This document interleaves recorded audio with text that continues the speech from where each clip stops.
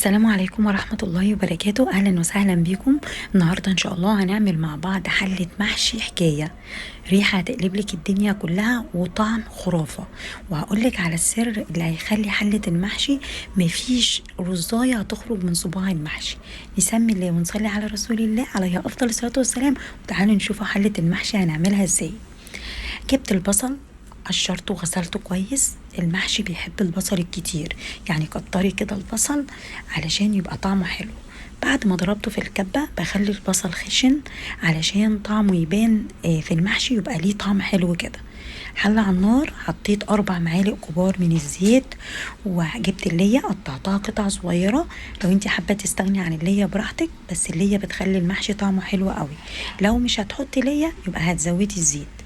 بعد ما اللي هي ساحت نزلت بالبصل. هشوح كده البصل لحد ما ياخد لون احمر. وبعد كده هنزل بالتوابل، توابل ملح كمون فلفل اسمر. ما بحطش اي بهار في محشي الكرنب غير كمون وفلفل اسمر وملح. بحس ان البهار بيغير كده من طعم المحشي. حابه تحطي شطه براحتك لو انت بتحبي الحاجه سبايسي. وبحط نص البهار دلوقتي عشان ابهر البصله، بيبقى طعمها حلو قوي. وبعد كده هخلي البهار، بقيه البهار بحطه في الاخر. جبت الطماطم غسلتها كويس وهضربها في الخلاط. وبخلي برضو الطماطم خشنة. هتكتري الطماطم هتكتري البصل هتاكلي محشي حكاية. حطيت معلقتين كبار من الصلصة عشان زي ما قلتلك المحشي بيحب كده الطماطم الكتيرة. وهسيب التسبيكة تتسبك. الكرنب انا سلقاه ومقطعاه ومجهزاه. هسيب لكم الفيديو في صندوق الوصف.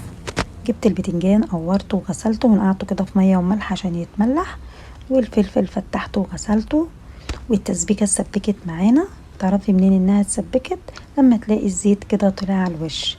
جبت الرز غسلته كويس وصفيته، اهم حاجه تصفيه كويس جدا من الميه علشان الخلطه ما تبقى صيصه وفيها ميه. نزلت بالرز وبقلبه بقى كده كويس بالتسبيكه. وبسيبه لمده 5 دقايق عشان الرز يتشرب من التسبيكه. جبت الخضرة قطعتها وغسلتها، شبت وبقدونس وكزبرة. كتري الكزبرة بتخلي الخلطة طعمها حلو قوي. وبقلب الخضرة مع الرز.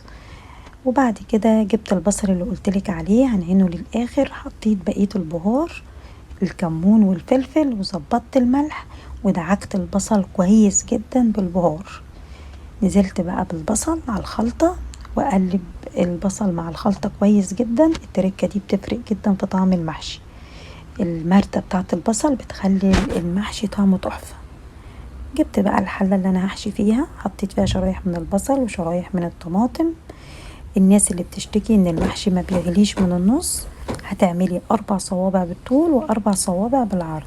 وما تكبسيش الحلة، خلي الحلة كده مفرغة ومهوية، ما تكبسيهاش.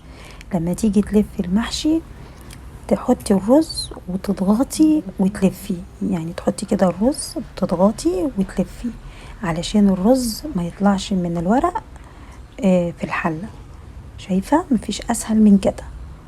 ما تكبسيش الحلة وتعملي 4 بالطول و4 بالعرض. كان عندي شوربة لحمة، لازم طبعا الشوربة تبقى مغلية. وهسقي المحشي، بسيب صابعين الاولانيين باينين من غير شوربة عشان ما يعجنش، عشان احنا حاطين تحت شرايح من الطماطم والبصل بتنزل ميه.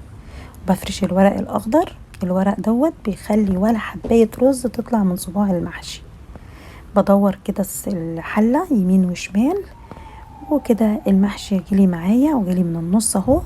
لو لقيتيه مغليش بمعلقه كده، ظهر المعلقه هتفرغيه من النص هتلاقيه غلي معاكي على طول. ريحته بقى خطيرة. المرتة اللي احنا بنحطها في الاخر ديت تخلي المحشي ريحتها حلوة قوي. البتنجان حطيته على النار، حطيت له شوربة وسبته يستوي براحته، وهديت عليه بعد ما شرب الشوربة. اللهم بارك، ادي المحشي استوى معانا، ريحته تحفة زي ما انت شايفة كده. هعين بقى الورق الاخضر، مفيش ورقة كده طالعة من الكرنب. جربي الطريقة دي هتبقي استاذة في المحشي. تعالوا بقى نشوف. اللهم بارك، يا سلام، ريحة تحفة، محشي مفلفل. شايفين؟ ولا حباية رز طالعة من صباع المحشي، مستوي حلو قوي.